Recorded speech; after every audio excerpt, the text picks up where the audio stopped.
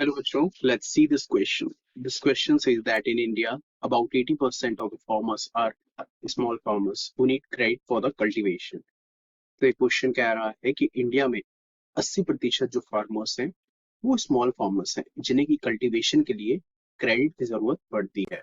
So the question asked first one, why might banks be unwilling to lend to the small farmers. तो bank small farmers को loan देने के लिए क्यों असहज होते हैं.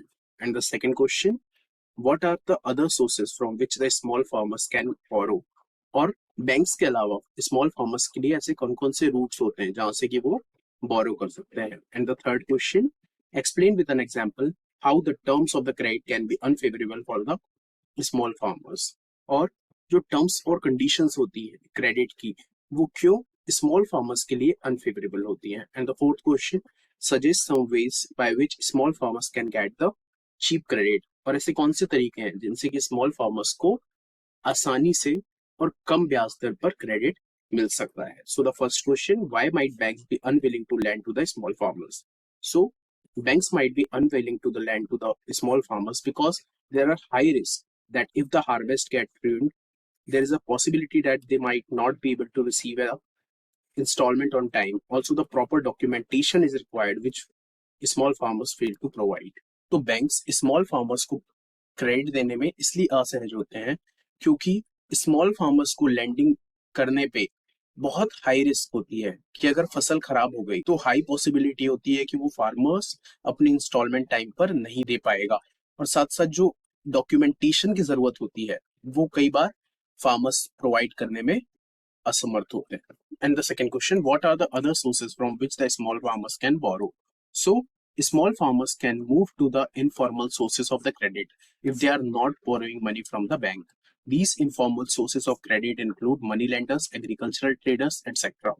तो अगर बैंक से स्मॉल फार्मर्स को लोन या क्रेडिट नहीं मिलता है तो वो इनफॉर्मल सोर्सेस में जाते हैं जिसमें कि मनी लेंडर्स, एग्रीकल्चर ट्रेडर्स और काफी सारे लोग इंक्लूड होते हैं. And the third question, explain with an example how the terms of credit can be unfavourable for the small farmers.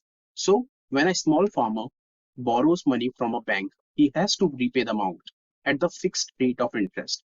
For example, if a farmers borrow money from the bank and during the harvest season his crops are ruined, then he shall not be able to repay the amount loaned him by the bank and will further fall into the debt trap.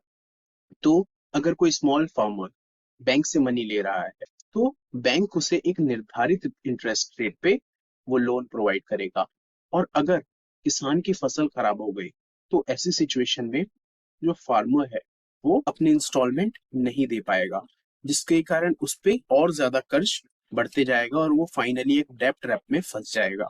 And the fourth question, suggest some ways by which the small farmers get the cheap credit. So small farmers can get the cheap credit by the formal source of the credit like banks.